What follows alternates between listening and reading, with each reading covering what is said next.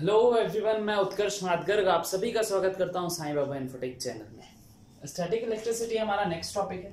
Static मतलब हम सबको ही जानते हैं। स्टैटिक मतलब होता है आपका रेस्ट। मतलब यहाँ पे मूविंग चार्ज का कॉन्सेप्ट हम नहीं पढ़ेंगे। यहाँ पे जो हम जानेंगे, और इलेक्ट्रिसिटी मतलब इलेक्ट्रॉन या फिर चार्ज। तो यहाँ पे जो हम बात करेंगे, जब चार्ज रेस्ट में रहता है तो वो किस तरीके के फेनोमेना शो करता है, उनके बारे में हम बातें करेंगे। ओके ना। तो हमको ये चीज मालूम है भाई कि कभी भी किन्हीं दो चीजों को रगड़ने से, जैसे आपने एक बचपन में खेल किया होगा, बाल में तेल लगा होता है, हम ग्लास से बनी हुई स्केल को रगड़ते हैं, फिर कागज हम रखते हैं तो हम देखते हैं वो कागज उससे चिपक जाता है। तो ऐसा क्यों हो रहा होगा, कभी आपने सोचा? इसका रीजन स्टैटिक इलेक्ट्रिसिटी में, जब भी हम कोई चीज को रब करते हैं तो अगर उसमें इलेक्ट्रॉन्स हैं, हर एक चीज में इलेक्ट्रॉन होते हैं, तो इलेक्ट्रॉन अगर एक जगह से दूसरी जगह ट्रांसफर होंगे तो जिस जगह पे ट्रांसफर होंगे उसमें गेन ऑफ इलेक्ट्रॉन होगा, और जहां से ट्रांसफर होंगे उसमें लॉस ऑफ इलेक्ट्रॉन होगा। तो जब गेन ऑफ इलेक्ट्रॉन होगा तो वहां पे नेगेटिव चार्ज आएगा, जब लॉस ऑफ इलेक्ट्रॉन होगा तो वहां पे पॉजिटिव चार्ज आएगा। ठीक है। अब इन्हीं पॉजिटिव और नेगेटिव चार्ज जब आ जाते हैं तो ये पॉजिटिव और नेगेटिव चार्ज एक दूसरे को करते हैं अट्रैक्ट। जब पॉजिटिव और नेगेटिव चार्ज एक दूसरे को अट्रैक्ट करेंगे तो चीजें आपस में चिपक जाएंगी। ठीक है ना। तो हमेशा ध्यान रखिएगा, जो मूवमेंट होता है वो हमेशा इलेक्ट्रॉन का होता है, उसमें प्रोटॉन के मूवमेंट की कोई गुंजाइश नहीं है। पॉजिटिव नेगेटिव एक दूसरे को अट्रैक्ट करते हैं, निगेटिव नेगेटिव या फिर पॉजिटिव पॉजिटिव एक दूसरे को क्या करेंगे, ये रिपल करेंगे। इसे ध्यान रखिएगा, ये दो चीजें अपन को ध्यान रखनी है। Negative positive and positive positive ripple each other, negative negative ripple each other, negative positive attract each other, opposite charge attract each other, और ये आपके जो सेम चार्ज होंगे वो रिपल करेंगे एक दूसरे को। इस बात को समझना जरूरी है। ठीक है। अब ये सबसे बेसिक चीज हो गई थी दोस्तों। अब हमको आगे जानना है, थोड़ा सा बात हम और कर लेते हैं कि एक चार्ज कोई रखा हुआ है, तो भाई हमने बोला positive negative attract each other, या फिर negative negative attract ripple each other, positive positive ripple each other.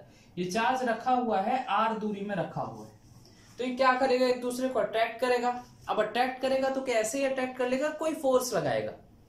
Obviously force लगाएगा तभी अट्रैक्शन का फेनोमेना हमको समझ में आएगा। तो अट्रैक्शन का फेनोमेना, कितना फोर्स लगता है पॉजिटिव और नेगेटिव चार्ज जब एक दूसरे को अट्रैक्ट करते हैं, उसको हमको जानना है।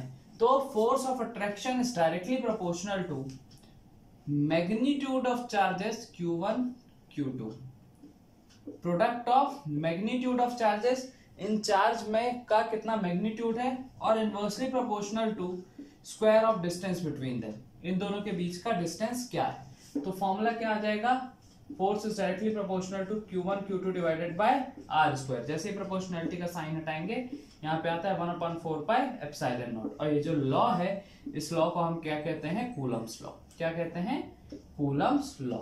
ठीक है, ये कूलम्स लॉ की बात हो गई यहाँ पे। ओके, ये कूलम्स लॉ।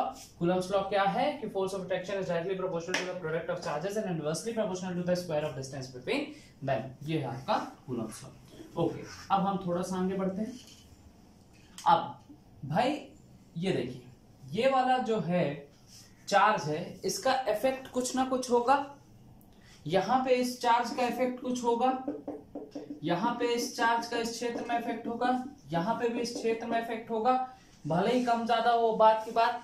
तो किसी एक पर्टिकुलर चार्ज का किसी एक पर्टिकुलर कहां तक उसका इफेक्ट है, उसका क्षेत्र कितना है, इफेक्टेड क्षेत्र जो ये चार्ज इफेक्ट कर रहा है, मतलब कोई पॉजिटिव अगर आ गया इस क्षेत्र में तो उसको रिपल कर देगा, और नेगेटिव आ गया तो उसको अट्रैक्ट कर देगा। उस पर्टिकुलर क्षेत्र को हम कहते हैं इलेक्ट्रिक फील्ड। क्या कहते हैं दोस्तों, इलेक्ट्रिक फील्ड। क्या कहते हैं, इलेक्ट्रिक फील्ड। होप सो आपको इलेक्ट्रिक फील्ड समझ में आ गया होगा। अब यहाँ पे इलेक्ट्रिक फील्ड की वैल्यू अलग होगी, यहाँ पे ज्यादा धक्का देगा अगर कोई पॉजिटिव चार्ज है, या फिर यहाँ पे ज्यादा धक्का देगा, पहले केस में कि दूसरे केस में। तो आपको भी मालूम है कि पहले केस में ज्यादा धक्का देगा क्योंकि डिस्टेंस कम है। तो हर एक एरिया की अलग अलग डिस्टेंस है, हर एक क्षेत्र का अलग अलग डिस्टेंस है, तो हर एक क्षेत्र की इंटेंसिटी धक्का देने की, इफेक्ट दिखाने की अलग अलग होगी। तो इस चीज को हम क्या बोलते हैं, इंटेंसिटी ऑफ इलेक्ट्रिक फील्ड। वो अलग अलग पॉइंट के हिसाब से वेरी करती रहती है, ठीक है ना। अच्छा, एक रेडियस में intensity of electric field same होगी क्योंकि डिस्टेंस सेम होगा। इससे जब हम रेडियस लेंगे तो आपकी intensity of electric field same हो जाएगी। अब एक बात आती है इलेक्ट्रिक पोटेंशियल की। इलेक्ट्रिक पोटेंशियल समझ लीजिए, ये कोई चार्ज क्यू नॉट है, इनफाइनाइट में है, मेरे को यहां से यहां लाने में कुछ ना कुछ काम करना पड़ेगा। अगर ये पॉजिटिव चार्ज है, ये पॉजिटिव चार्ज है, इसको धक्का देगा, तो जब ये धक्का दे रहा है तो मेरे को कुछ ना कुछ फोर्स अप्लाई करके इसको यहां से यहां मूव करना पड़ेगा। तो कितना हमको फोर्स अप्लाई करना पड़ रहा है, कितना हमको वर्क डन करना पड़ रहा है इस पर यूनिट चार्ज को यहां से यहां मूव करने के लिए, वही आपका क्या कहलाता है, इलेक्ट्रिक पोटेंशियल। ये आपके लिए इंपॉर्टेंट नहीं है, डेफिनेशन इंपॉर्टेंट थी, डेफिनेशन समझिए, ठीक है ना। ये इलेक्ट्रिक पोटेंशियल की डेफिनेशन हो गई। अब बारी आती है पोटेंशियल डिफरेंस की। ये देखिए, अब ये बताइए यहाँ पे पोटेंशियल धक्का देने का ज्यादा होगा कि यहाँ पे पोटेंशियल धक्का देने का ज्यादा होगा, या फिर दोनों पॉइंट में धक्का देने का या फिर अट्रैक्ट करने का पोटेंशियल सेम होगा कि डिफरेंट होगा, डिफरेंट होगा। तो इन दोनों पॉइंट का जो धक्का देने का या फिर अट्रैक्ट करने का पोटेंशियल है, उन दोनों के बीच में जो डिफरेंस है उसी को हम क्या कहते हैं, पोटेंशियल डिफरेंस। ये एकदम बेसिक चीजें हो गई जो डेफिनेशन हमको समझनी थी, ठीक है। ये आपके एग्जामिनेशन में नहीं पूछती हैं, जानना चाहिए। कभी कुछ इस तरीके का पूछ लिया रैंडमली तो आपसे बनना चाहिए। कंडक्टर, कंडक्टर क्या होता है, कंडक्टर जहां पे भी फ्री इलेक्ट्रॉन्स की संख्या ज्यादा, फ्री इलेक्ट्रॉन्स की संख्या ज्यादा होना मतलब, अब मैंने बात बताई कि इलेक्ट्रॉन के मूवमेंट के कारण ही ये इलेक्ट्रिसिटी का कॉन्सेप्ट जनरेट होता है। तो अगर इलेक्ट्रॉन की संख्या जहां पे भी ज्यादा होगी, मतलब इलेक्ट्रॉन हिल डुल सकेंगे, मूव कर सकेंगे अपनी पोजीशन से, फ्री इलेक्ट्रॉन की संख्या ज्यादा होगी, उनको हम कहते हैं कंडक्टर्स। कंडक्टर्स में क्या आता है दोस्तों, मेनली मेटल होते हैं। जितने भी मेटल हैं वो गुड कंडक्टर ऑफ इलेक्ट्रिसिटी होते हैं। नॉन कंडक्टर, फ्री इलेक्ट्रॉन की संख्या लगभग ना के बराबर होगी, क्योंकि फ्री इलेक्ट्रॉन्स की संख्या। अब जब फ्री इलेक्ट्रॉन्स की संख्या ना के बराबर होगी तो ये इलेक्ट्रिसिटी को फ्लो कराएंगे क्या, नहीं कराएंगे। एग्जाम्पल, रबर हो गया आपका, वुड हो गया, ये सब क्या हो जाएंगे भाई, नॉन कंडक्टर्स हो जाएंगे। इलेक्ट्रिक सेल के बारे में थोड़ा सा हम बात करके इस लेक्चर को विराम देंगे। ओके, इलेक्ट्रिक सेल अपन दो पार्ट में क्लासिफाई करते हैं, primary cells and secondary cells. Primary cells वो सेल होते हैं आपके जो एक बार चार्ज हो गए तो फिर आप उनको दोबारा नहीं चार्ज कर सकते। जैसे अगर मैं बोलूं, वो केमिकल एनर्जी से इसमें एक बार इलेक्ट्रिकल एनर्जी बन जाएगी, केमिकल एनर्जी से एक बार इलेक्ट्रिकल एनर्जी बन जाएगी, लेकिन वापस से इसका वाइस वर्सा पॉसिबल नहीं है।